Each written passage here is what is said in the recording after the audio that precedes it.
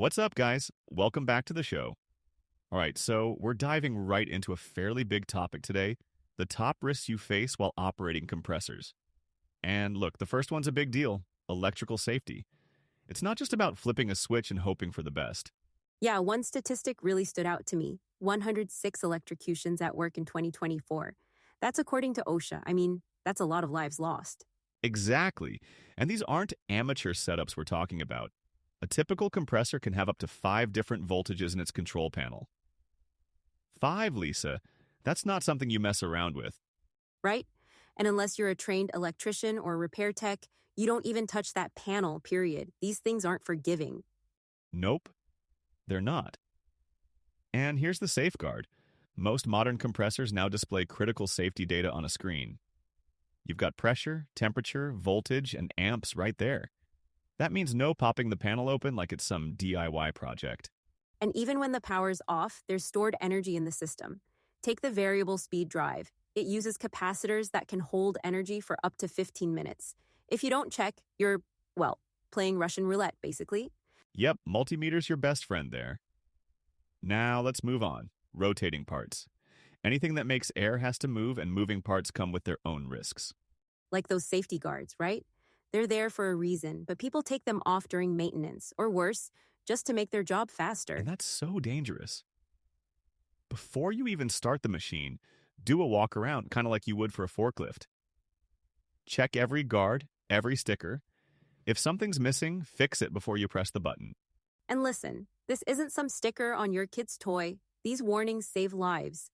You remove a guard or ignore a hazard label, and suddenly, rotating equipment becomes a whole lot more dangerous. Speaking of danger, let's talk about heat. People think heat injuries and go straight to fire.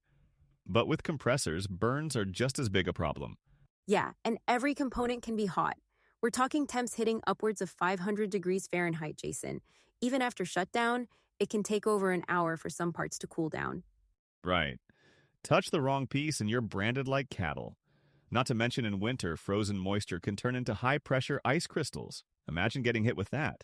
That's terrifying. So, what's the takeaway here? Gloves? Infrared temperature gauges? What's their best defense? Both of those, yeah. But honestly, it's vigilance. You gotta respect the equipment. There's no room for shortcuts here. Like I said before, it all comes down to vigilance and respect for the equipment. Now let's talk about compressed air itself, because it's not just air, it's stored energy. And stored energy, when mishandled, well, it can go from helpful to hazardous in seconds. Right.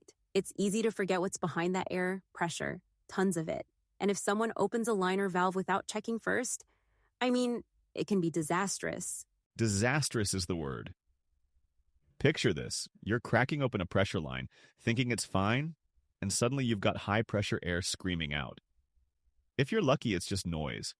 And if you're not lucky, you're dealing with injuries, or worse. It really highlights how easily things can go wrong if you're, let's say, overconfident or distracted. Overconfidence kills. Literally. I've seen, heard, stories about experienced operators thinking, I got this, only to misjudge a situation because they weren't focused. It's that false sense of security, like when you've been around the equipment so long, you stop seeing the risks. That's when bad things happen. Yeah, and distractions don't help. One wrong move, like jerking back after touching a hot surface. And bam, you're in the danger zone. It's sort of ironic, isn't it? The more you know, the easier it can be to overlook the basics. That's why tools like those internal pressure gauges Kaishan puts on their compressors are a game changer. You can see the pressure right there, no guesswork. Super smart. You've got the gauge near the sump tank, the control panel. It's proactive safety. It makes it easier to know exactly what you're dealing with before anything's opened or adjusted. Exactly. It's about removing the maybe from the equation. Safety works best when it starts before there's an issue, not after. So true. And keeping that mindset, the vigilance you mentioned earlier, is key. Not just having the tools, but actually using them consistently. We've talked about the tools, the vigilance, and how safety starts before there's even an issue, but let's bring it home. When it comes to the team, how do you make these safety practices really stick day to day? Training. It all starts there.